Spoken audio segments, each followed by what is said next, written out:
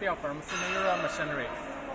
Today we have two machines loading to India. This one is a 4 feet spineless hydraulic log debarker, and this one is 4 feet spineless veneer peeling machine. Let's see the log debarker machine.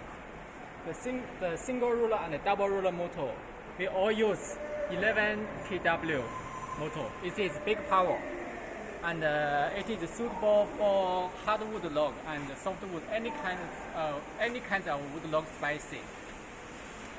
Let's see the ruler. The single ruler, single ruler diameter is 150 mm, and the double ruler we use the tooth type ruler. The ruler diameter is 180 mm. That kind of our double ruler is suitable for the hardwood, especially the hardwood like eucalyptus, and if the wood log is not so straight, it can also peel the debarks very well.